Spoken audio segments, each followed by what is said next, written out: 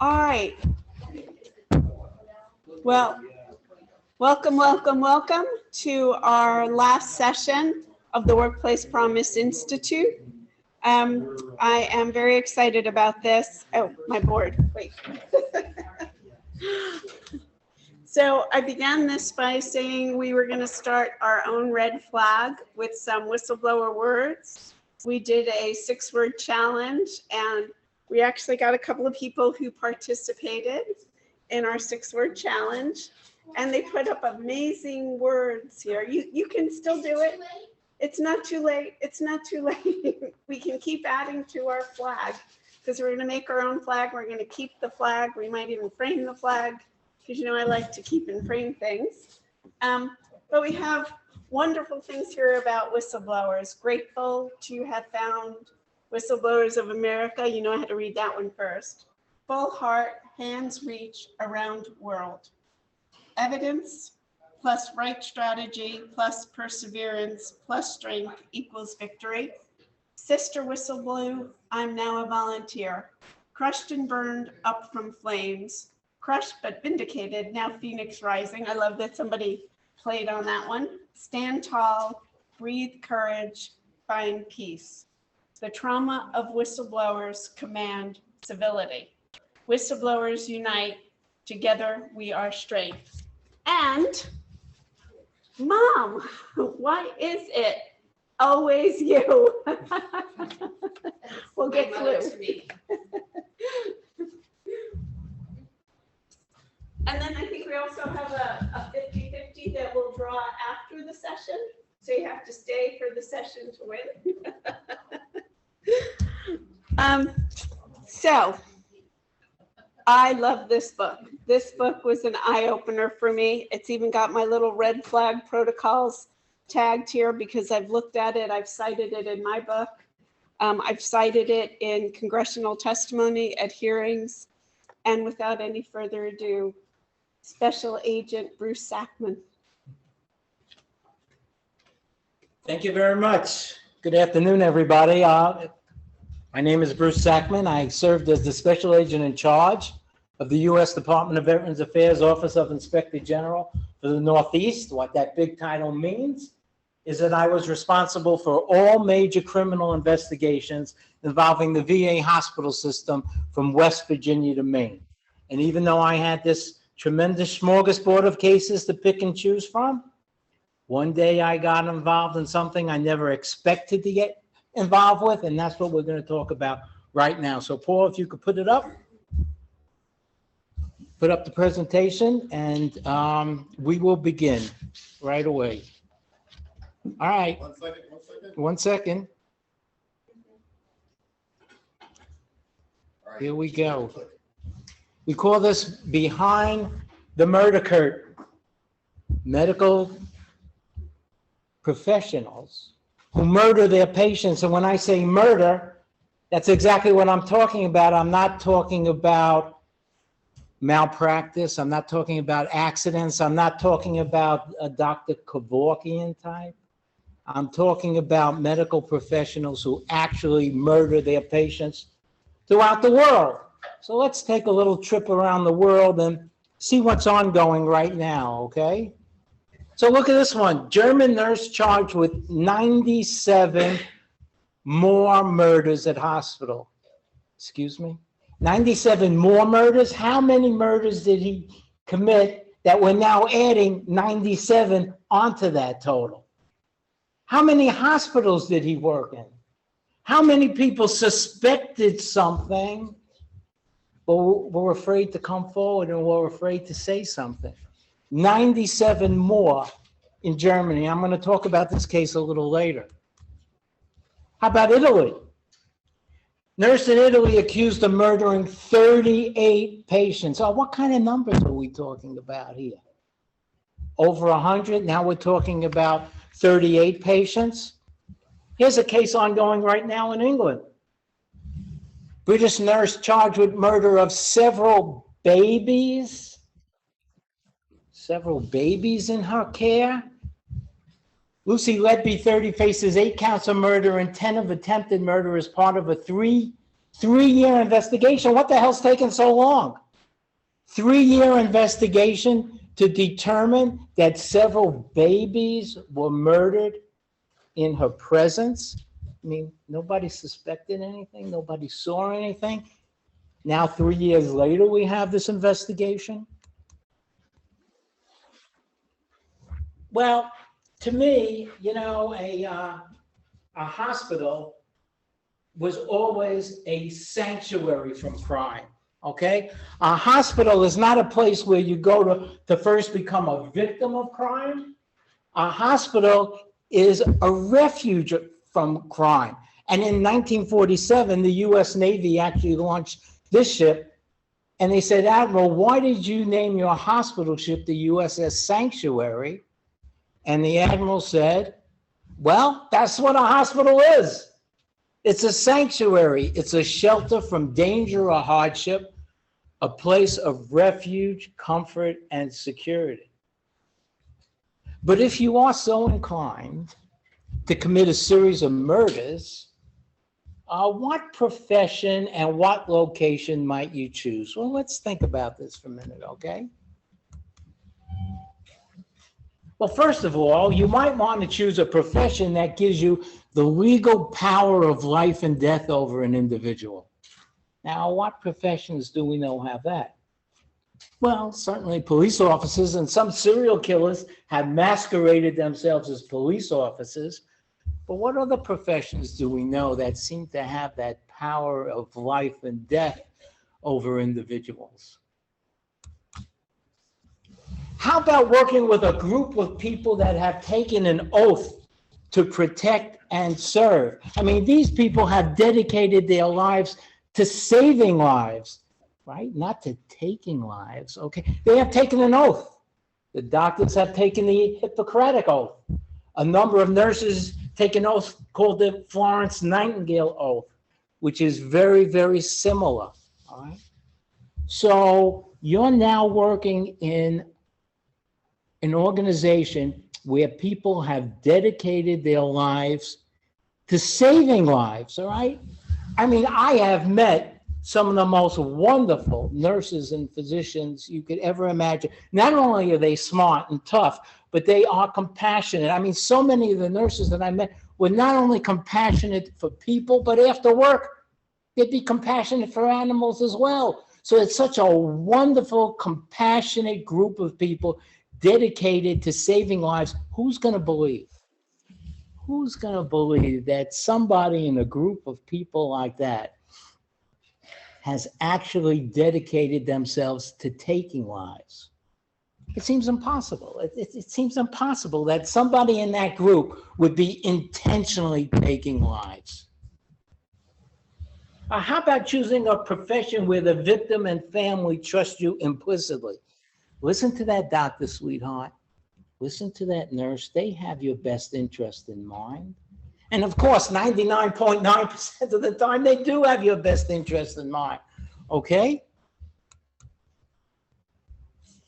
So you ever go in an emergency room and see this big, tough construction worker who's terrified of this little nurse coming over with this big needle? And not only is he terrified of her, but he doesn't ask any questions. They just kind of accept whatever treatment they're getting without questions. So this sounds like a pretty good place for me to work if I am so inclined to take lives, okay? Oh, I'm not, Paul? I'm not getting the next one? Oh, there we go. How about working where there's a shortage of skilled workers? Now, look, you know how hard it is to find doctors and nurses in some parts of this country?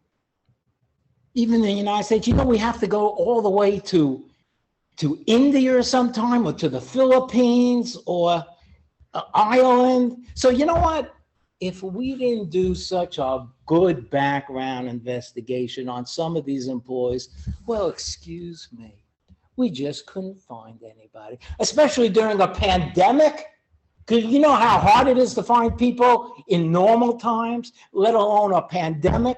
So if some of the people we brought in may not have the best perfect background. To tell you the truth, we're lucky we found anybody at all to fill these positions, especially during a pandemic, all right?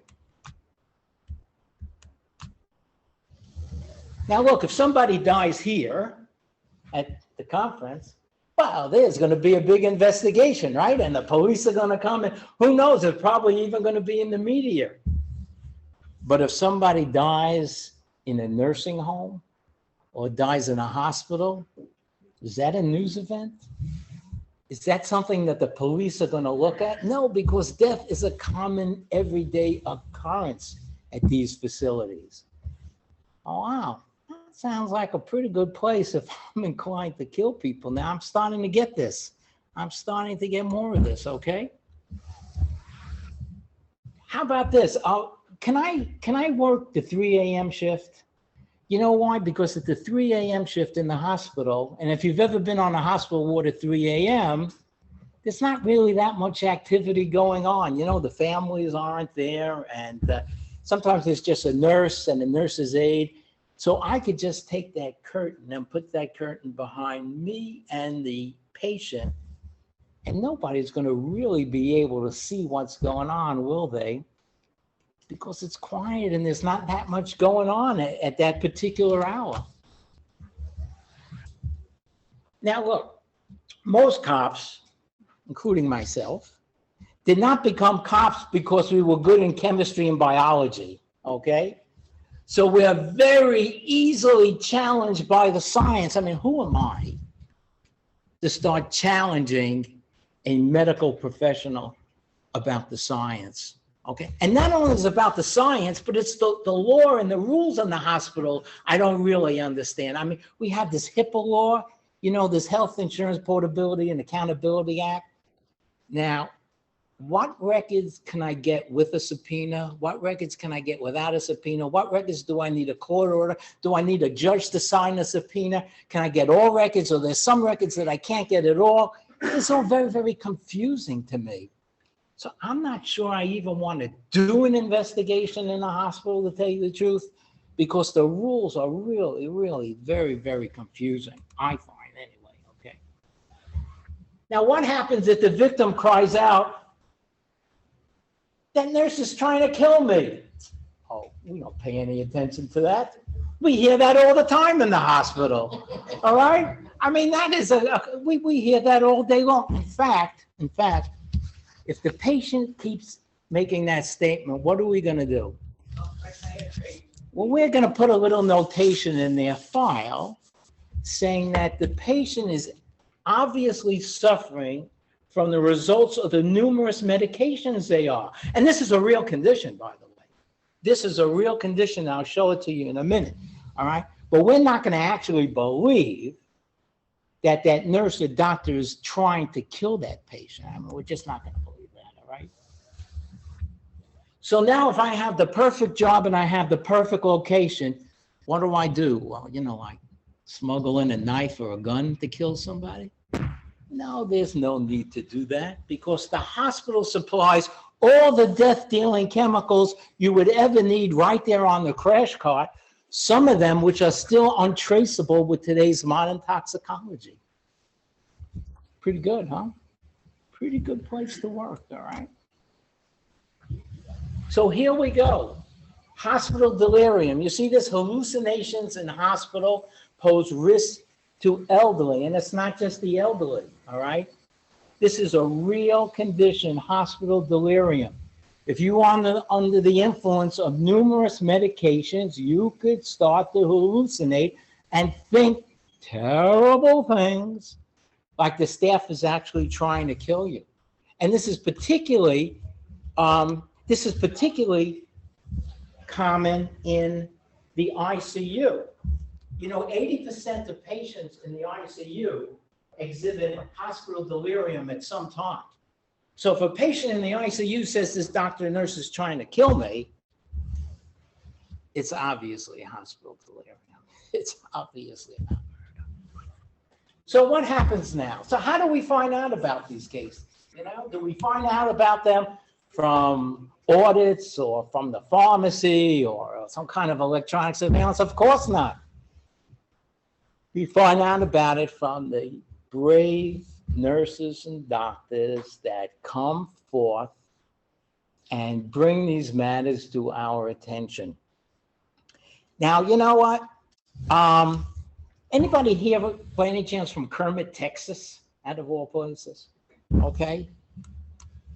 Now, I didn't know that in the United States of America, you could be criminally prosecuted for being a whistleblower, but boy, I was wrong, because here it is right here. Here's a story right here in the New York Times about 2 nurse whistleblowers that were criminally prosecuted for being whistleblowers. Ah, you didn't know that one, huh? Well, I'm gonna tell you about it. So Kermit, Texas, these 2 nurses, they're actually the entire compliance department of the hospital. It's a small little hospital. And they go to management and they say, you know, we think this doctor is intentionally harming our patients. And the management says, do you know how hard it is to find doctors in Kermit, Texas? Why, we have to go all the way to the Philippines. You know the story, all right? So you know what, nurses? Thank you very much. Why don't you just go back to your office and be quiet and don't say anything? Because we're lucky we even have a doctor here in Kermit, Texas. Oh, these 2 nurses says, what the hell do we do now? We went to management, we laid out the entire case of why we thought this doctor was harming patients. And this is the response we got. Be quiet and go back to our office. So one nurse says, I have an idea. Listen, let's send an anonymous letter to the state medical board about this doctor, an anonymous letter. Well, the doctor gets wind of it, and boy, is he pissed. So he calls up the local sheriff, who happens to be one of his patients, and he says, Sheriff Roberts, I think these 2 women are intentionally trying to harm my reputation. Do something about it. And the sheriff says, don't worry, Doc, I'm on the case. And he gets a search warrant for their hospital computers. And he determines that they are the author of this anonymous letter about him to the state. Well, the 2 ladies get arrested and indicted for misuse of official information, which is a felony in those parts, okay? They get fired. They have to hire their own attorneys. You've heard the stories. Case actually goes to trial. The jury comes back about 20 minutes later and they say, are you kidding me?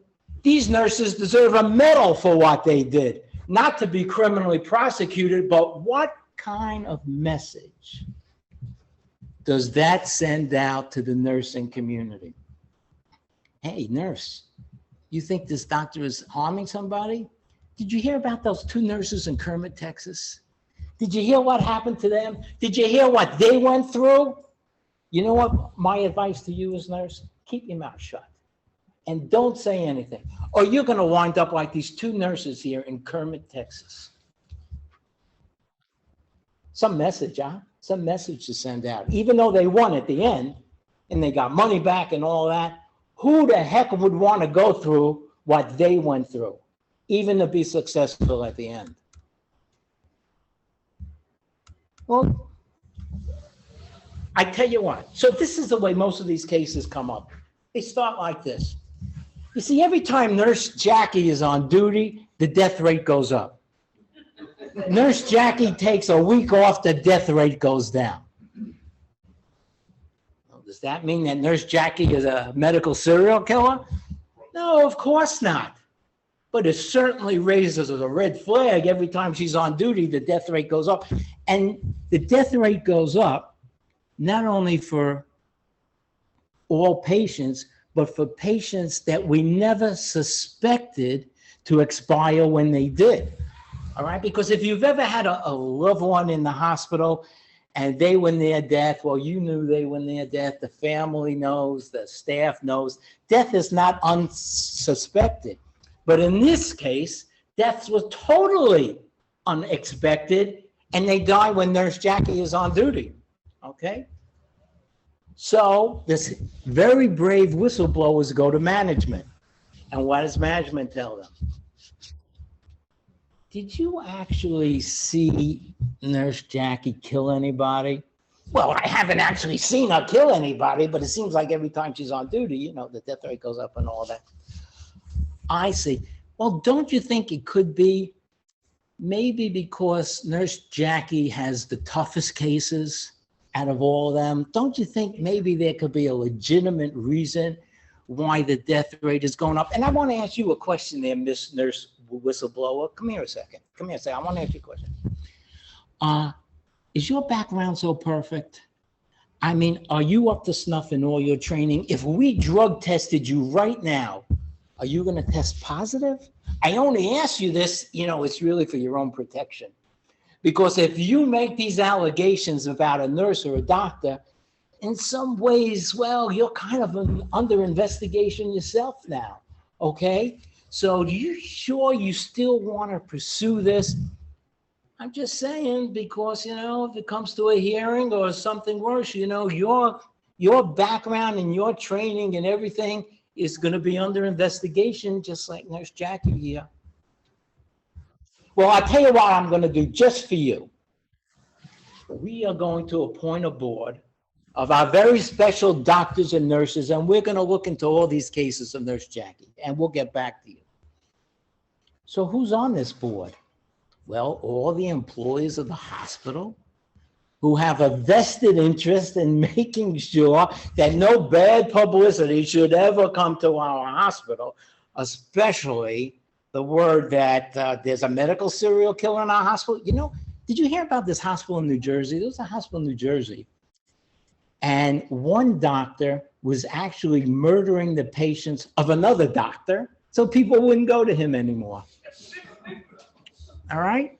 Well, you know what happened to that hospital? Yeah.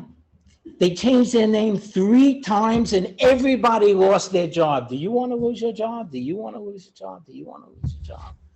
Because if you keep pursuing this, that may be what happens. Okay. So we will appoint a board of our very, very special experts, and we'll get back to you after we review these cases, okay? And you know what we found out? We found out because most of these patients are in the ICU and they're very sick, and if you look in their medical records, they're like this thick. So we determined that all the patients died as a direct result of their natural disease processes. And I'll tell you how we came to that conclusion. We had our doctors and our nurses look at it, okay? And what's really interesting here is that many times the hospital will actually support the person that's being accused because they're afraid of losses. They're afraid of being sued by that person. All right, pretty scary stuff. And sometimes, on occasion, well, you know what? We even did an autopsy. And we came out with the conclusion that all the patients died as their natural disease processes. But you know, a hospital autopsy is not a forensic autopsy. It's 2 different worlds. A hospital autopsy is more like a confirmatory autopsy. Could the patient have expired as a result of one or more of his disease processes? Yes. That's good enough. That's good enough, okay? And the death certificate, you know, we looked at the death certificates of all these deceased patients, and they all say natural causes. Most of them say something like a myocardial infarction or some kind of heart-related catch-all. So we have autopsies, we have death certificates, we have our internal investigation. What more do you want, Nurse Whistleblower? Well, let's talk a little bit about the word autopsy here. Did you know that only 5% of hospital deaths in the United States result in autopsies today? Why? Because who's going to pay for it? Nobody's going to pay for that. And the medical professional will tell you, well, we have all these modern tools, you know, all these new gadgets and gizmos that we don't even need to do autopsies anymore, which of course was always the greatest teaching tool ever, all right? In 1998, the AMA issued a report stating that the cause of death is wrong 40% of the time. That's a lot, I would say, wouldn't you? 40% of the time the cause of death is wrong, and only 40% of hospitals don't perform any autopsies at all. Zero, nada. Is this looking pretty good if you're inclined to kill people? Is this looking like a pretty good place to work? Okay. Now, here's an interesting thing about the death certificates. You know, people who review the stats of death certificates, they noticed in Staten Island, which is one of the boroughs of New York City, Staten Island, everybody was dying from myocardial infarction. What the hell's going on here? Everybody in Staten Island seems to be getting a heart attack. Must be that pollution from Jersey that's coming over and like killing everybody, all right? Couldn't figure it out. Well, you know what it was? It was fraud. It wasn't the pollution from Jersey, and they weren't dying from myocardial infarction. What happens was the funeral directors were waiting and waiting for the death certificates to come. So what did they do? They forged the death certificates, and they all the only term they knew was heart disease or myocardial infarction. So they wrote it on all the death certificates. So when people were reviewing the stats, they thought all these people died from heart disease, but it was totally bogus. And here's the story right here. Cause of death investigations often dead wrong. The most common error is blaming some sort of heart disease for other kinds of deaths. Every day, overburdened doctors and coroners. You know the difference between a medical examiner and a coroner? Oh, I'll tell you that one. All right. Routinely stamp cardiac arrest or a variety of heart diseases onto death certificates for people they've not even examined or seen. So even the doctors are doing this, all right? Now, a medical examiner is a physician, is a pathologist who's trained in this. A coroner in the United States could be anybody. All you need is a college diploma. That's all you need. Many funeral directors, there were even case of an owner of a gas station who was a coroner. It's an appointed position. Anybody could be a coroner, and anybody can announce this cause of death here in the United States. Does that give you a lot of comfort so far? Okay. When the death certificates omit the true cause of death, having accurate death records save lives. Well, that's because even if there was a myocardial infarction, it doesn't say what caused that. What was the underlying ailment that caused that? Because eventually your heart will go, but what actually caused that? That's not in the death certificate. All right, so what happens now? The police arrive, and I'll tell you exactly what happens. I'm going to be the director of the medical center, and I'll say this. Thank you very much, officer, for coming. You know, we were concerned as you are about these suspicious deaths. So you know what? We appointed a board of our very best doctors and nurses to look at these cases. Sometimes we even did an autopsy.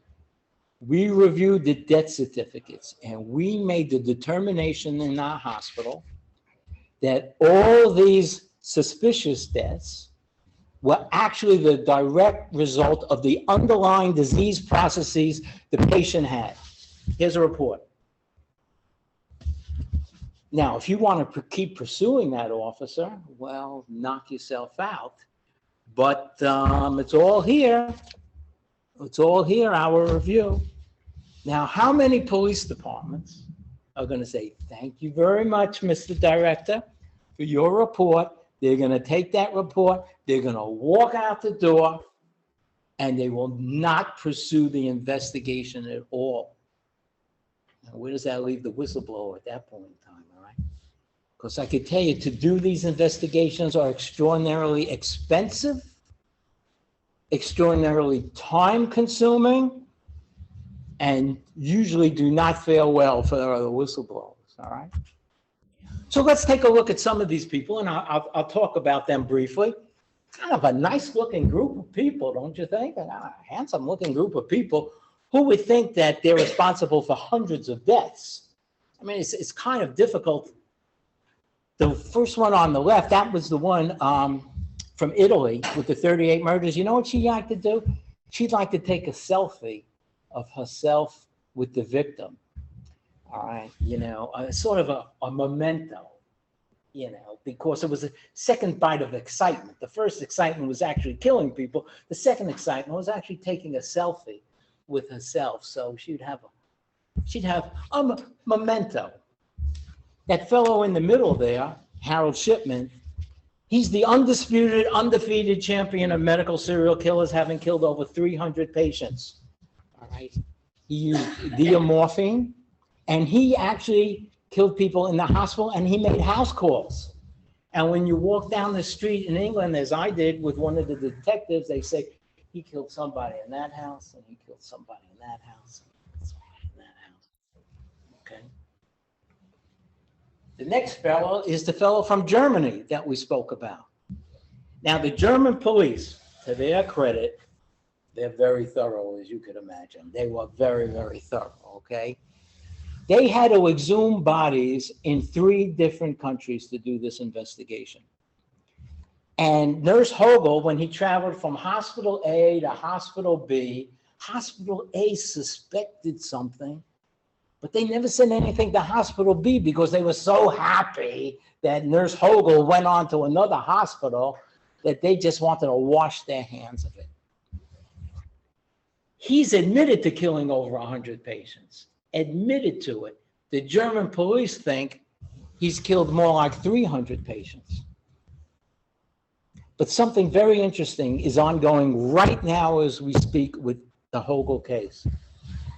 For the first time anywhere in the world, I think throughout the history of the world, the managers in the hospital who suspected something but allowed him to move on to the next hospital, they are actually being criminally prosecuted right now for aiding and abetting the murders. Because in a minute, I'll talk about an example here in the United States. And this is the first time, to my knowledge, anywhere in the world, a manager has been held criminally responsible when they had a nurse or a doctor that they suspected of killing people and didn't say anything and moved him or her on to the next hospital and the next hospital. That fellow down at the bottom on the phone from New Jersey and Pennsylvania, Charles Cullen. Charles Cullen, I think, traveled from more hospitals. He had 2 hospitals in Pennsylvania and about 4 hospitals in New Jersey. And every hospital suspected him of killing people, and no hospital said anything to the next hospital that said nothing to the next hospital. Hospital 1 in Philadelphia never said anything to another hospital in Pennsylvania that never said anything to a hospital in Jersey, so on and so on and so on, to finally some brave employee, some brave whistleblower contacted law enforcement. And when law enforcement went back to the other hospitals, you know what they found out? They found out that the other hospitals had actually done very thorough internal investigations, and they had pinpointed Charles Cullen as probably murdering their patients. But they were so happy when he resigned and moved on to the next hospital. Not only didn't they say anything to the next hospital, they didn't say anything to the police. And when the police came around and asked for copies of the investigation, they didn't even want to turn it over. They didn't even want to turn those investigations over to the police because they knew it would show that they really suspected Charles Cullen of killing people, but they kept it to themselves. Did anything happen to them? No, nothing happened to those managers or nothing. And then the last 2 cases are 2 cases that are in my book. All right. We'll take the fellow on the right, the good-looking fellow with the sunglasses. All right, Dr. Michael Swango. Well, this is the case that kind of changed my life, because I'm sitting in the office one day and I get a phone call from the chief of psychiatry at the Northport, Long Island VA. And she says, hey, Bruce, you're not going to believe this, but we have a doctor who's working here, and there's a news story that he spent time in prison for poisoning his coworkers. So I looked at the phone, I looked at the calendar. Is this like April Fool's? This is like an April Fool's joke. How could somebody pass a background investigation, get into the government, treat our nation's heroes who spent time in prison for poisoning his coworkers? Boy, I was wrong. I was wrong because that's exactly what happened. And let me tell you a quick story about Dr. Michael Swango. When Michael Swango was in medical school, his fellow students referred to him as 00 Swango, licensed to kill. This is in medical school. So they went to the dean and they said, hey, dean, we don't think this guy Swango should really be a doctor, to tell you the truth. There's too much here, too many questions here. And the dean said, what do you know? You're only students. I'm the dean. You know, I think he just needs a little bit more training. So we'll keep him in school for like another 6 months, and I'm sure things will be better. That's what they do. He winds up going to Ohio State Medical Center. In Ohio State Medical Center, which is an excellent university medical center, there's a young student. Her name is Cynthia McGee. Cynthia McGee gets in a car accident with another student on campus, and she's actually improving until she gets a visit from Dr. Michael Swango. Then she expires unexpectedly. But Michael Swango doesn't get charged with the murder. The student who hit her with his car, he gets charged with vehicular homicide. He didn't kill Cynthia McGee. Swango killed Cynthia McGee. Well, the next thing you know, patients are dying unexpectedly. Ohio State University does an internal investigation. They can't prove it. These cases are incredibly difficult to prove. Can't prove it. But one thing they do is they don't renew his internship, so he goes back home and he becomes an EMT, emergency medical technician, because he loved the excitement of being an EMT. He loved pulling up to an accident. He used to say he dreamt about a multiple accident with multiple victims. This is what he really liked. This gave him an opportunity to shine. So one day, his fellow EMTs come in, and he has a whole bunch of donuts for them. He says, hey, guys, you work so hard and all. Here's a whole bunch of donuts. They go home, and they all get very, very ill from the donuts. And Swango calls them up. He says, tell me the symptoms. Tell me again exactly what happened. I want to hear everything that happened to you. He's reliving the excitement because you know what he did? He sprinkled arsenic on the donuts of his coworkers, right? Well, these coworkers were not stupid. About 2 weeks later, Swango comes in with a whole bunch of iced tea. He says, hi, guys, I made some iced tea. You want some? Maybe later, Dr. Swango. Maybe later we'll have some. And they had the iced tea tested, and that, too, was loaded with arsenic. So they call the police. The police do an excellent investigation. They go to his home. They find arsenic. They find books on poisoning, the whole 9 yards. He gets sentenced to 3 years in jail for poisoning his coworkers. Now, I didn't know that in the United States of America, you could spend 3 years in jail for poisoning people and come out and be a doctor. But that's exactly what happened. And it's detailed in the book.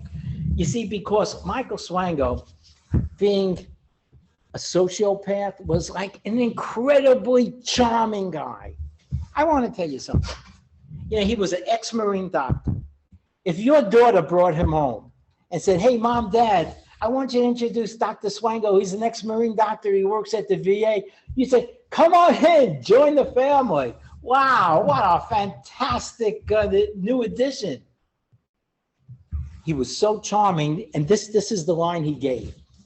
He said, you know, being an ex-Marine, I got in a barroom brawl. I was only in jail for 6 months. But here's a piece of paper signed by the governor of the state restoring my civil rights. So I'm back in action.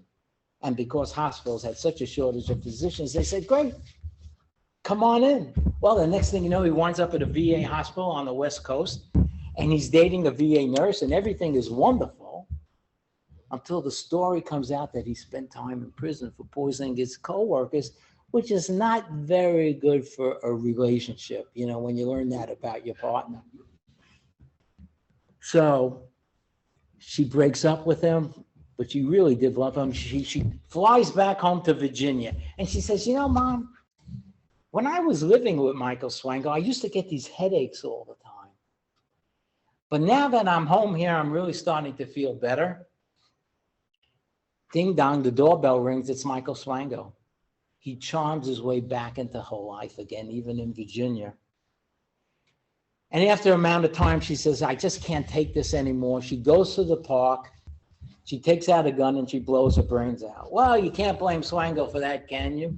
Well, actually, you can. Because even though her body was cremated, the family kept a lock of her hair. It was loaded with arsenic. Yes, Swango was even poisoning his very own fiance.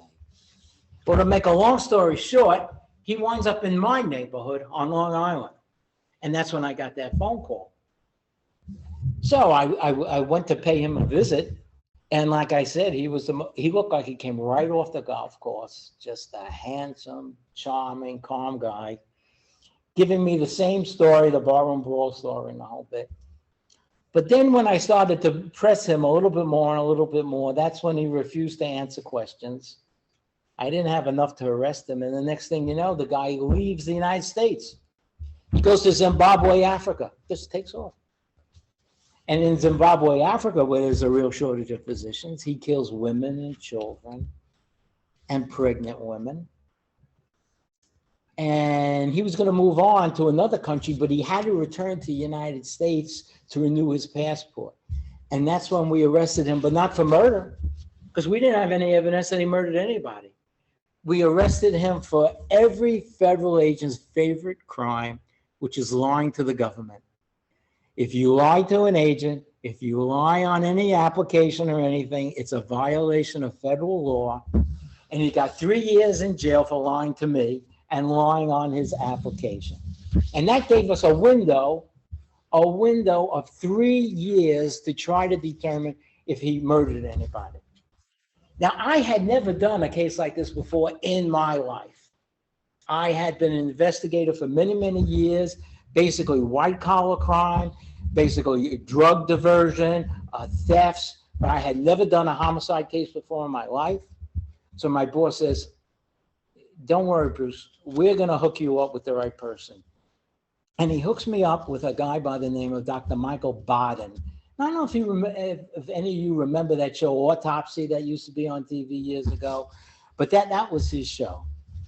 And I said, Doc, how do we do this? How do we do these cases? Now he says, Bruce, I'll teach you this. He says, this is what we're going to do. The first thing we're going to do is we're going to pull every medical record of every patient who was at the Northport VA at the time Swango was there. Oh, and by the way, Bruce, how did Swango get there? Well, you know what? He had a residency. A residency in what field? In psychiatry. That meant he had to go in front of a board of trained psychiatrists and convince them that he should be in the program. Now, if that's not charming, I don't know what the heck is after you spend 3 years in jail for poisoning somebody, right? Okay. And then the next thing we're going to have to do is, because these patients are all buried now, I mean, they've all been long buried. I said, what do we have to do now? He says, we're going to have to exhume the bodies. I said, you sure we have to do that? He said, look, Bruce, you don't ask a barber if you need a haircut, and you don't ask a medical examiner if you need an exhumation. So yeah, you need an exhumation. And next thing you know, I find myself, I've never done this before. I find myself in a cemetery with a backhoe, and we're digging up the ground and pulling the coffin out of the ground. And I find myself at the Suffolk County Medical Examiner's office, where all the bodies are there and they're cut open, and Michael Baden, and we look in the body of the first veteran, and he says, Bruce, you see this heart? Okay, yeah, I see this heart. There's nothing wrong with this heart. That death certificate is completely wrong. There's no myocardial infarction here. Something indigenous was added to this person. He received some kind of drug that he shouldn't have that caused his death. Well, how are we going to find that out? Well, we first went to the FBI lab and they refused to help us on this case. So then we had to go to a private lab. Now you imagine the money involved here. We had to go to a private lab, and the private lab called the Reader's Lab in Pennsylvania. And I said, can we find traces of certain poisons in embalmed tissue? And the prison lab said, Bruce, don't worry about it. We've got this brand new machine. Really? What is it? It's called the High Performance Liquid Chromatography Tandem Mass Spectrometer. Holy cow. How does it work? Bruce, you couldn't understand. You wouldn't understand. But trust us, it works. So the next thing you know, I mean, I find myself ringing the doorbells of the families of these victims and saying something like this. Good afternoon. My name is Bruce Sackman. I'm with the United States Department of Veterans Affairs with the hospital, and we have reason to believe that your father's death was of a suspicious nature. Can we have your permission to go to the cemetery and dig up his body? Imagine getting a visit like that. Imagine hearing something like that. Well, the families, of course, were fantastic. Sometimes they wanted to be there. They actually wanted to be there to witness the exhumation. And, you know, if they came, our agents were very understanding. Sometimes we would bring flowers for the daughter or somebody. It was a very kind of moving experience. Well, the lab came back and said, Bruce, we found traces of 2 drugs in their bodies that should have never been in there. First one is something called succinylcholine.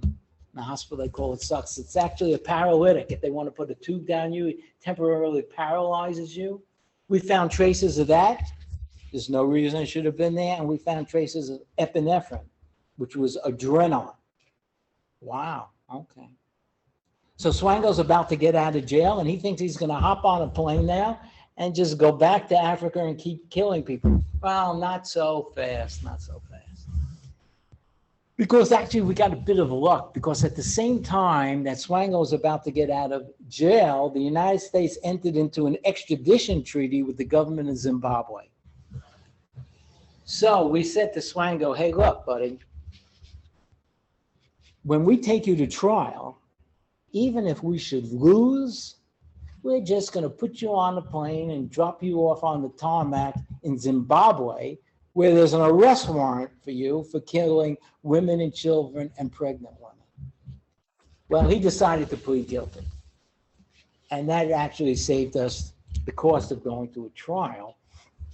And the sentencings are very moving. If you've ever been to a sentencing, because that's where the families come in, the families of the victims come in, and they talk about Dad, you know, and they talk about his service in the military and his heroism, only to be murdered at a VA hospital.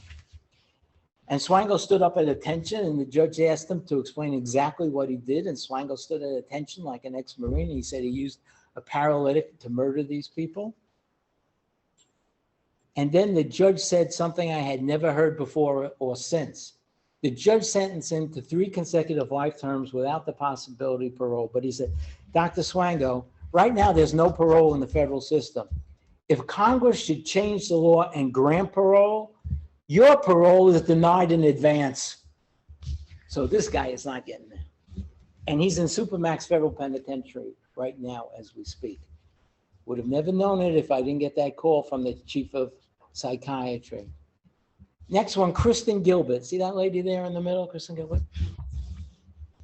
Now, my vision of a serial killer had always been like a Charles Manson type. You know, a crazy looking guy with a crazy haircut and a swastika in his forehead. Here comes a typical soccer mom. Oh, hi, Bruce. Yeah, I'm taking my kids to the game. I'll be happy to talk to you. She's suspected of killing 30 of our nation's heroes in the Northampton VA in Massachusetts. She actually used epinephrine. All right. And why, we'll speak in a minute as to actually why these people kill. But she was a very, very interesting person because not only did she kill our nation's hero, she attempted to kill her husband.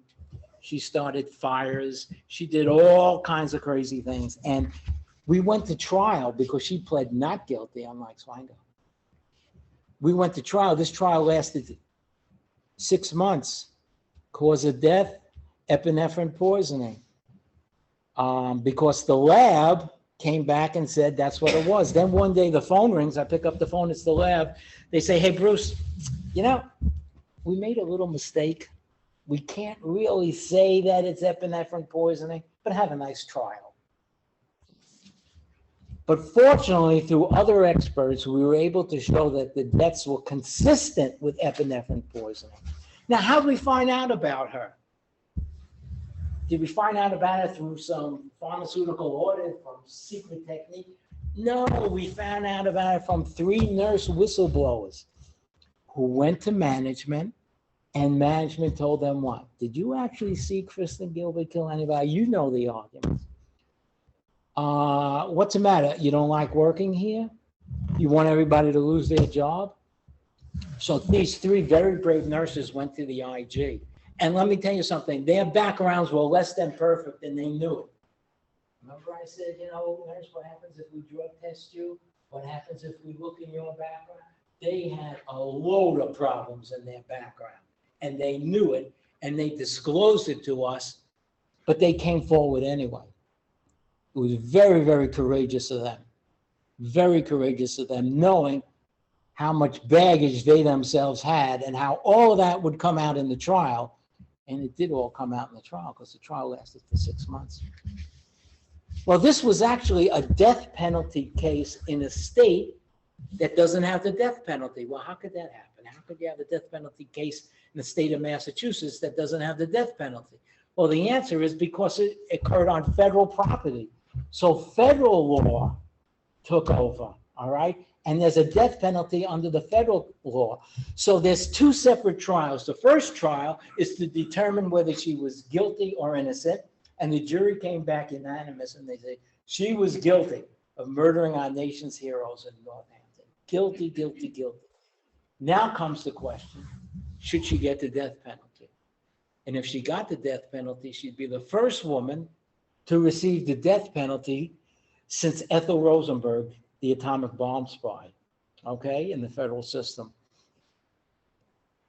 Very moving, because this is where the family gets in again, all right? And they show home movies of dad, you know, loving the grandchildren. You can imagine this was your own father, you know, and you're watching and what a loving parent he was and grandparent he was and why she should be killed. Well, the jury came back and they said, no death penalty, just life without the possibility of parole. And we were actually very happy about that, to tell you the truth, because she was a mom. She had kids herself, you know. But you wouldn't know that to read the press, because the press painted us like we were the Gestapo, like we wanted to hang this woman right after trial in the middle of the courtyard. That wasn't true at all. Really, really wasn't true at all. So that's just a little tour of some of the people, and you read about it in the book as well. So we decided to come up, because you know the difference between the IGs and traditional law enforcement, it's just like if I was the FBI, you know, we would arrest somebody, prosecute them, and move on to the next case. That's only half the job when you're in the IG community. In the IG community, you have to determine what went wrong. How could we prevent this from happening again? And that's the big difference between inspector generals and the traditional law enforcement community. And we came up with these, which we call the red flags. I think we missed over a whole bunch of them. Oh no, maybe not. Okay, maybe not. But so everybody know who this is? Columbo, my personal favorite TV detective. Okay, and let's take a look at a typical Columbo crime scene, and we'll compare it with a hospital crime scene. Okay. All right. Yeah, stop moving mouse. Wait, Stop real quick. I'm sorry. okay. All right. Now go ahead. I'm not getting the next one. There we go. So you see, there's a body, right? You know, when you watch Columbo, right? There's a body there. right there on the floor, a body to be examined. And there's, look, the lab boys, you have DNA and urology and thisology and thatology. Hey, come on. How hard could this homicide stuff really be, to tell you the truth? I mean, I watch Columbo all the time, all right? Well, let's take a look at a typical hospital crime scene. Hold on a second. Wait a minute. Hold on. There is no body. There are no lab boys. In fact, your crime scene has been what? Scrubbed to surgical standards. So what's CSI going to do now? It's been scrubbed to surgical standards. Is there any evidence there? Well, there actually is some evidence if you know where to look. But most cops don't know where to look because they haven't done these kind of cases. But this is when I got called. This is what I walked into. And this is how we began doing the investigation on suspicious deaths, when everything is completely cleaned out like this. So now we'll go into the red flags, okay? And almost every case around the world, and I'll show you some more examples, but almost every case around the world starts like this. Every time Nurse Jackie is on duty, what happens? The death rate goes up. She takes a week vacation, the death rate goes down. But how many people have to expire before we start to even realize maybe something's going on during that time, right? Maybe something is. We know that Nurse Jackie loves to work that 3 a.m. shift. She insists on working that shift because that's the time when the least number of people are actually around. Okay? Now, this is unbelievable. And I would ask everybody, if you're interested, the Kristen Gilbert trial transcripts.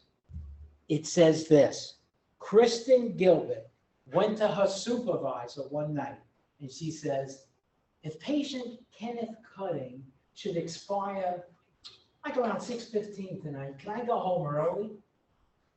And the manager said, we don't expect Kenneth Cutting to expire around 6:15. I suppose if he does, you can go home early. And guess what happened at 6:15? He expired, and Kristen Gilbert went home early. It's unbelievable, right? That's why I always invite people to read the trial transcript, because it's so unbelievable. And that did not prompt the supervisor to say anything at all. I did not prompt. And again, if it wasn't for those 3 brave nurse whistleblowers, I wouldn't even be talking about this case today. These people, many times the patient is actually improving and the family would go on vacation. They say, oh, look at that, he looks great. You know, we're gonna take a little vacation. We'll come back to the VA and we'll visit him later. Only to get a phone call like from Dr. Swango, because this is his second bite of the apple, telling the family how dad suffered during his last 30 minutes on earth, reliving every gruesome detail on the phone to the families, because this gave him an opportunity to get his pleasure, first from doing the actual murder, and second from reliving the event on the phone to the family. Incredible. Incredible. Now look at this one. Nurse accused of killing at least 13 patients. How many patients do we have to have here? 13 patients at state-run Italian hospital by giving them deadly doses of blood thinner heparin. But you know what's interesting here? What's interesting here is the first line. A probe was launched last year after, I love this phrase, statistical anomalies were flagged in the anesthesia and intensive care department. Well, how would you like to be a statistical anomaly? How would you like somebody in your family to be a statistical anomaly? But this is what happens. So many people have to die before somebody even comes forward to say something. Look at that. 13 people before, well, you know what? 13 people who weren't expected to die, died unexpectedly. Maybe we have a problem here. Yeah, maybe you do. Okay? We talked about the death certificates. We know how useless they are and how inaccurate they are, but does the average person know that? Does the average family member know that? Well, of course not, all right? And we know about these hospital reviews. They will always come out and say either the deaths could not be determined or it was from natural causes, but it certainly wasn't our employee. Oh, no. We don't have any employees who intentionally murder anybody. Not in our hospital. No way. So, you know, it's very, very interesting that even when the suspicions are kind of rampant, the hospital still allows that nurse or doctor to keep working. It's like they don't take them off of hospital duties, you know, put them in administrative duties. They allow them to keep working and keep working until it just gets totally out of hand. And you would think if there was some suspicions, at least they would take them away from patient care, put them in some administrative role or something. Nope, no, and no. Okay. So finally, my whistleblowers become so frustrated with management that they actually become very, very courageous, and they would call the inspector general or the police or somebody, and it takes a lot of courage, really. And are there going to be any eyewitnesses? No, the best they're going to say is this. Well, I saw Nurse Jackie go to the patient, put a curtain behind her and the patient, and then the patient expired about 20 minutes later. That's about as good as it's going to get. Nobody's going to actually say that they saw Nurse Jackie kill anybody, okay? That's about as good as it gets, Jay. So now, the hospital has supplied all these drugs, many of which are on the crash cart.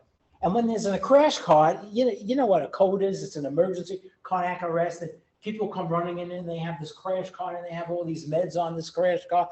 Right? Well, they don't have time to carefully document everything they're taking. They're trying to save that man or woman that's on the cart there. All right? So many of these drugs can be used to harm somebody if they're not used properly.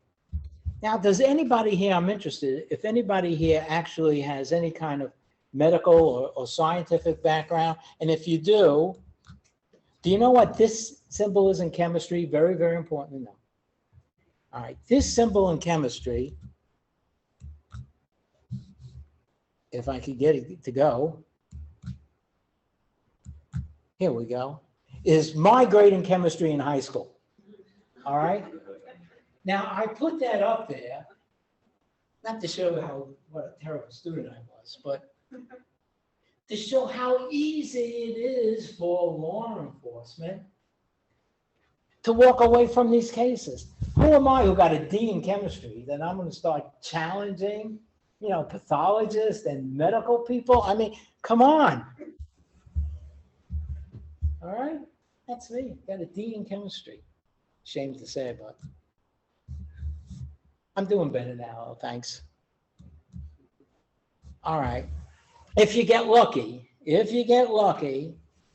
those syringes and IV lines and everything that's going into the patient, they would have trace evidence of the poisons, but the odds of finding that are like almost nil. I've never found it myself, but it could be there because that's the way the poisons are normally administered to the patient, not directly through an injection, but usually through one of the lines or feeding tubes that are going through. All right. Now, this was very interesting. I learned this, and this was actually before electronic medical records, but when we went into the medical records, we discovered that a number of the EKG strips of the patients were missing. Now, why would that be? Why would there be EKG strips missing? Well, because the EKG is like a roadmap, and we would see the patient was doing okay, and then all of a sudden, you would see some kind of event right there on the EKG. But the bad guys and girls, they would remove that. And once we saw those things were missing from the files, that was a tremendous red flag for us. All right. And when you look at the employee evaluations of these nurses and doctors, what do you see? They're okay nurses or doctors, except when it comes to a code. Then they're A+ outstanding. All right. People used to say at the Northampton VA, you know, if I ever coded, I would want Nurse Kristen Gilbert there. She's incredible. She knows exactly what to do. She starts barking orders out to the young interns who are scared out of their mind, who have never done anything like this. She's tremendous. That was her opportunity to shine. You know, that was her opportunity to show the world what a really terrific nurse she was, especially since she caused the code to begin with. And if the patient lived, well, that's a miracle. But if they didn't live, she still was there on the scene. And there were many, many scenes and many, many codes when she was on duty. And I told you about Swango, one of the most charming people I had ever met. And even Kristen Gilbert could be very charming. But many of them, you learn, have problems in their personal relationships at home, with family, with mom and dad. When you delve into the psychiatry, it's not pretty. It's really not. Now, this was a strange, you know, Swango, he used to love to walk around in his scrubs, even when he was off duty. And he had this thing, he would go into the nurses' area, lie on the floor in a prone position and talk on the phone. Was it me? I have no idea. I have no idea. Kristen Gilbert also, some very, very weird personal mannerisms, all right?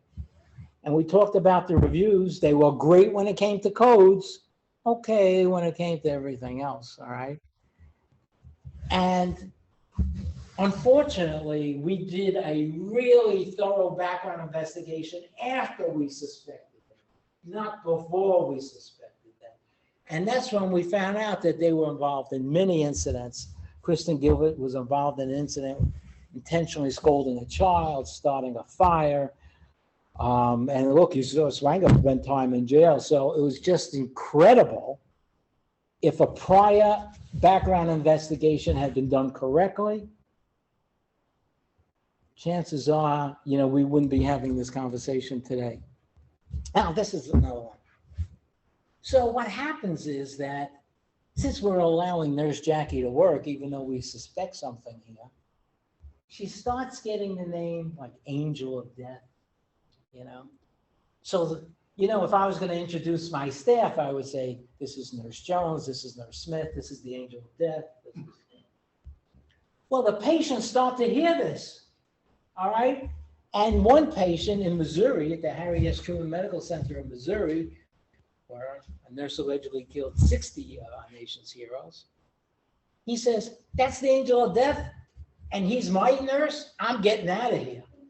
So he runs out of the VA, and the VA police run after him, doing their job, and they bring him back. And guess what happened to that patient that night? He died unexpectedly. You might think I'm making this up. I am really not making this up, okay? Now, before the internet, all federal agents used to run to the local library to see what books our alleged killers were taking out. And inevitably, of course, today it's all on the internet, they would research the particular drug that they want to use to murder somebody, even though they may use it all the time in the hospital. Kristen Gilbert had books on epinephrine. Swango had books on succinylcholine and epinephrine. So they would continue to research the particular drug that they want to use, which was a great, great clue for us, okay? Now, the definition of poisoning is too much of anything. I mean, you can have too much water and actually be poisoned, hydropoisoning, okay? But the thing about poisoning, it's non-confrontational. It's not like two people are yelling and screaming at each other, and the next thing you know, they poison somebody. And that's what makes it so perfect in the hospital. Well, did you hear that patient and Nurse Jackie yelling and screaming at each other? No, we didn't hear anything like that. Because the whole nature of poisoning is that it's non-confrontational, all right? And their defense is always the same. The patients died as a result of their natural disease processes. That's why they're in the ICU. That's why they have so many things wrong with them. And they never, ever, ever, ever show remorse for their victims, because it's not about their victims. It's about what the thrill of the murder did for them, or how it turned them on. The victims, well, they're just a means to the end for them, all right? They never show any remorse, even when, whether they plead guilty or whether they're found guilty after trial. Remorse is never, never an issue, okay?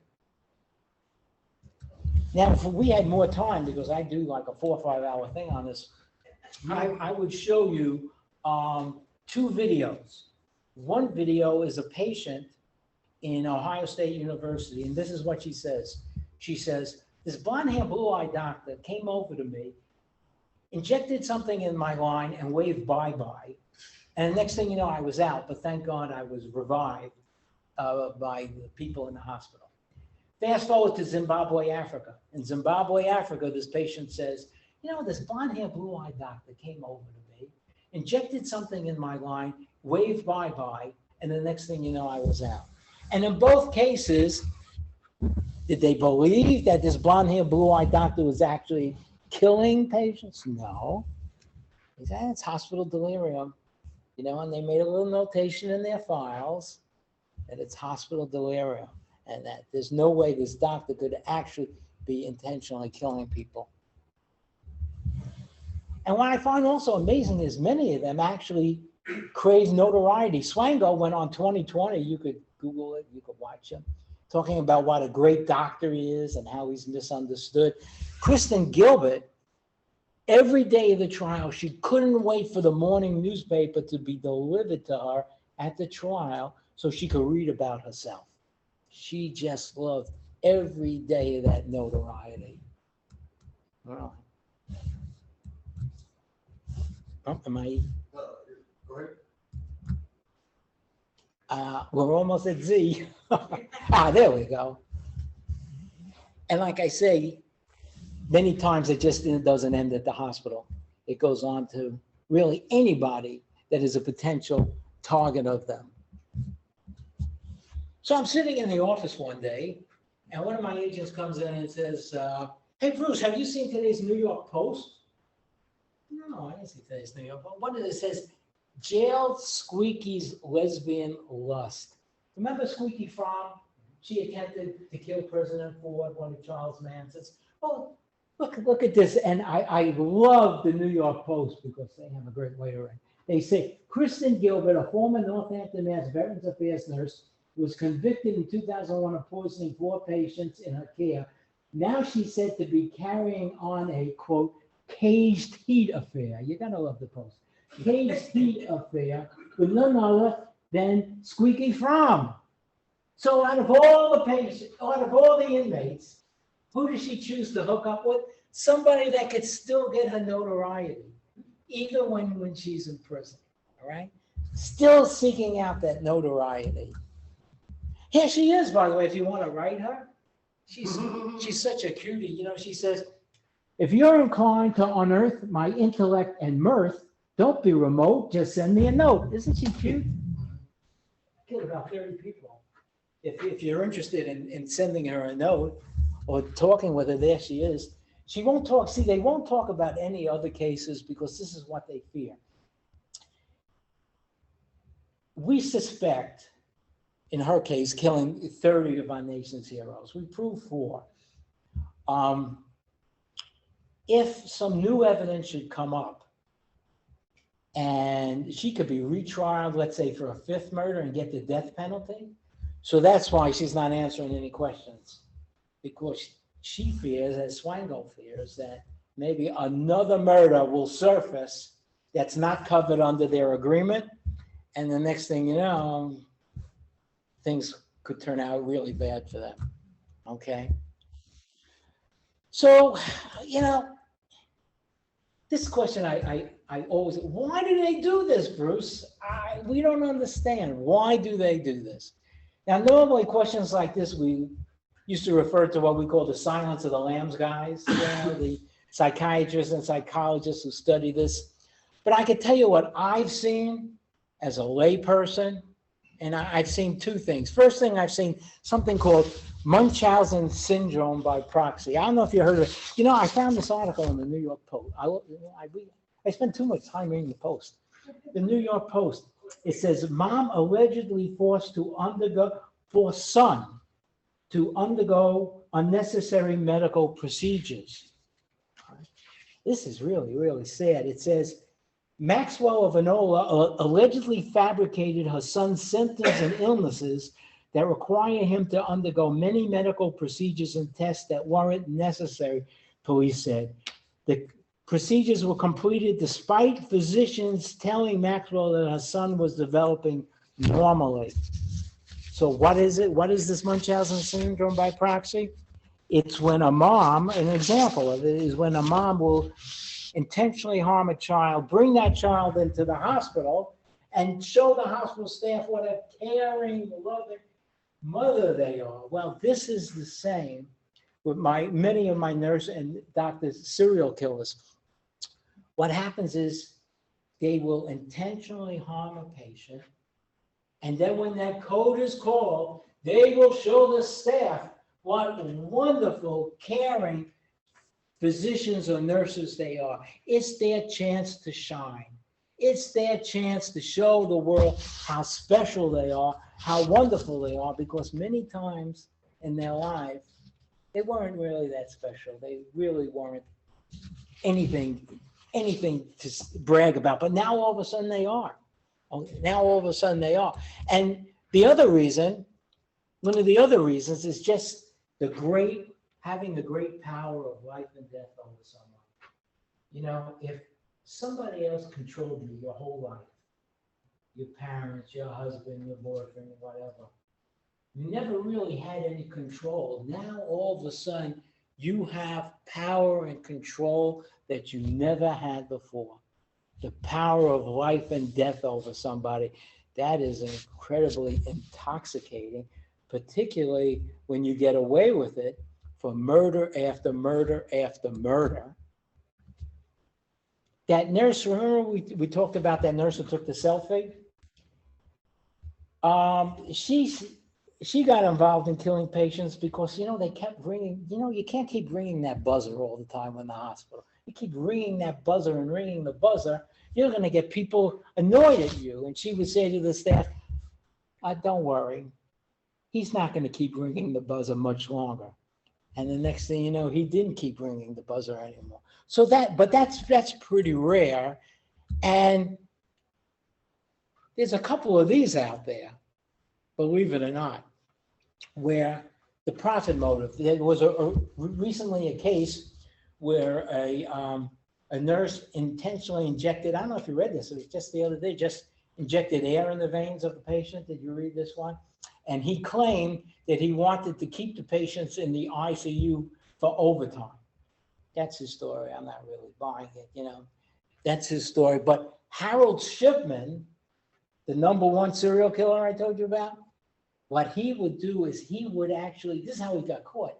He changed the will of the widows that he had murdered and make himself the beneficiary. So one of the families said, what the hell's going on? I'm not the beneficiary anymore. Why is Harold Shipman now the beneficiary? And that's what led to this investigation. So in very rare instances, there's the profit motive. Now look at this one. Here's a profit motive. A homicidal hospice CEO in Texas ordered nurses to execute patients by overdosing medication in cruel cost-saving plan. What? Well, here's the story. You see, in the world of hospice, particularly in this time, and I can't say for sure if it's still that way now, but at this time, when this article came out, if a hospice center accepted a patient too early and the patient continues to live, well, not only would they cease getting reimbursement, but they actually might get fined for taking the patient in too early. It's something described here as the aggregator gap, which limits Medicare and Medicaid payments based on the average length of stay for a patient. So all of a sudden, this patient Bruce We're not gonna get paid for patient Bruce after, let's say the 15th of this month. Let's make sure patient Bruce doesn't live to the 16th of the month, okay? Because we're not gonna get paid anymore, and that is exactly what happened here. They made sure that they didn't get fined, or they kept having reimbursement with all their patients that were in hospice care, whether they were gonna continue to live or not. Kind of scary, huh? And now we have coronavirus, as if we don't have enough problems in the world of hospitals. So what happened in coronavirus? Well, all of a sudden, hospitals find themselves very short-staffed, right? All of a sudden, we have to start bringing in these traveling nurses and doctors from all over the country, all over the world. Most of them are pretty darn good, to tell you the truth, all right? We didn't really have a chance to do the proper background investigation on them because, look, if you're on the front lines and the enemy's coming over the wall, do you have time to do a background investigation on every soldier you're going to put up there to defend you? No. You're just glad you have soldiers up there. So this doctor in Germany now is actually being charged with killing 2 coronavirus patients because he thought they had lived long enough. Long enough. Okay? Janine Jones, a Texas baby killer. This is what she says. Well, you got me back? Oh, you're terrific. What happens to the patient does not matter to the caretakers. What matters is what the incident does for them. They don't care about the victims. They only care about what the incident does for them. And this is right from the words of a medical serial killer. Okay? This is really telling. There's a medical serial killer. His name is Donald Harvey. So not the Donald, but the Donald, medical serial killers. He worked at the VA and he worked in the private sector. And this to me is very telling. You see, he says, well, people controlled me for 18 years. And then I controlled my own destiny. I controlled other people's lives, whether they lived or died. I had the power to control. Now look at this. After I didn't get caught for the first 15, excuse me? After I didn't get caught for the first 15, I thought it was my right. I appointed myself judge, prosecutor, and jury, so I played God. Hey, you know what? If you kill 15 people and nobody even questions you, maybe you start to believe you're ordained by the Almighty to do this. I mean, look, you're killing 15 people and nobody's even saying a word. This is what enables these people to kill so many people, okay? So I'm going to go through this part real fast because this is like the part that I usually teach investigators to. But this is what the team looks like. And we tell people they have to seize everything if you can. And then it's interesting because remember when I showed you that crime scene where there was nothing there? There is technically electronic evidence if you know where to look at in all of these many devices that are hooked up to the patients. And the quick rule of thumb is if it prints, if it has an alarm, it has evidence, okay? And then we have to collect all the information. I'm going to run through this real fast.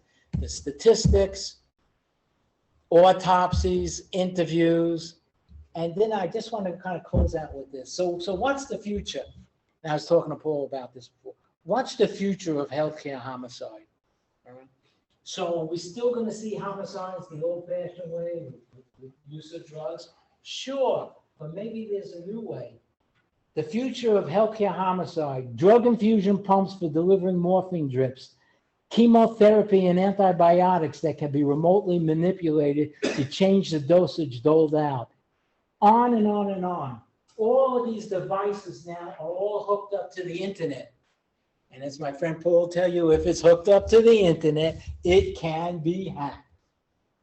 Now, if you're a bad guy and if you want to take somebody out, I think you could do it from your home now. I don't even think you have to go to the hospital. I think it's entirely possible to do it from your home. And I've seen demonstrations of this as well. All right. See, there's something now, you heard about the Internet of Things. We call this the Internet of Bodies. All these devices now that are implantable, that are all Internet-based. Vice President Cheney had a pacemaker that was Internet-based. The Secret Service said, no good, because somebody could hack in there, change the setting, and take you out. And that, to me, is what I'm really worried about with the future, all right? Internet murders. Can hackers commit the perfect murder by sabotaging an artificial pancreas? I've seen the demonstration. The answer is yes. All right. And then ransomware. You know, ransomware is a big problem with hospitals. What happens is the bad guys will take over the hospital medical records. We can't access the medical records unless we pay a ransom. In Germany, what happened was that this poor guy was on his way to the hospital. The hospital contacts the ambulance. They say, we can't access our records. Take him to another hospital, which was 30 minutes away. And then he dies because he couldn't go to the first hospital of choice. He had to go 30 minutes away. Right? So many of these cases, and you know, something you got to also remember about whistleblowers. Whistleblowers save lives. It's not just about money. They actually save lives. Okay? So I'm gonna end it with this. All right. There was a case in New York where a doctor had murdered his wife, chopped up the body, flew over the Atlantic, dropped the body in the Atlantic, but he eventually got prosecuted because he bragged about it. And this is what the prosecutor said. He says, there's no body, no forensics, no murder weapon, no bloody clothes, no fingerprints, no brain matter, no body parts. Welcome to the world of medical serial killers. So here's my 1 second commercial. All right, this is the book. I hope you get it. If you get it, if you put a little review on Amazon or Goodreads, it's really, really appreciated. But it details all the stories at the VA. All the stories of the VA, exactly what happened, are in the book. And then if you like to watch TV, this show is out. It doesn't cost anything. It periodically runs on HLN. It's called Very Scary People. It's about Swango. It's 2 hours. It's excellent, excellent, excellent show. And that's that. And that's my website. Question? Well, actually, I have a very interesting connection because I did the child welfare civil side of this. My expertise was medical child abuse, formerly known as Munchausen by Proxy. And so we had to find a creative way to act before they died. So we had to look at the injuries. Each needle mark was induced of abuse, like hitting a child with a belt. It was just the doctor was being used as the form of abuse. So it's interesting to hear your... Yeah, it's a terrible thing. They now refer to it as factitious disorder. Right. I like the old name, but it's a little bit more dramatic. Munchausen syndrome. Don't you like that better? For child welfare, we had to disconnect that mental health was connected to the abuse because they didn't want to hold the party accountable without the formal diagnosis. So we said the intent doesn't matter. The harm the child experienced was sufficient in and of itself. Okay. Do we have some questions online? And I think I saw some, no? Just some comments? Yeah, I think it was just comments. Okay, well, and we can Oh, wait, always. no, I just got a question. Hello, Bruce, we didn't ask this question yesterday. That's the question. Frank Hellring? Oh, yeah, no, that's No? just people saying, I think. Think saying back at the VA. All Okay. right, well, thank you so much. You're very welcome. He does have a question. Why do you believe that this has not been exposed by the major media? Wow, that's a good question. You know, periodically individual cases do get exposed, but the media has not put it all together. They talk about a remote case in one location, a remote case on another location. They don't seem to have the interest or the time in putting it all together as a major international problem. They tend to just highlight on one specific case because it's dramatic. So there's a lot of drama in that one case, like Swango, but nobody puts it all together into a big package for the public, which I wish they would, because it's all a matter of education and awareness. No, and I think the red flags, so I mean, some of us that we've been talking about the VA and some of these other places, it's that medical center director who does not want this investigated, that is really the crux of this matter. And we are hoping to do and have more conversations in the future about some of these issues where you've got administrators blocking police or OIG type investigations. And I think there is more we can do about it. But right now, the one thing we're going to do is you're going to autograph my copy of the book because I thought it's blank. Wow, I'd be honored to. Um, All right. So, Frank asked about ta-da! Frank. We are done. Oh, the guy that we were with?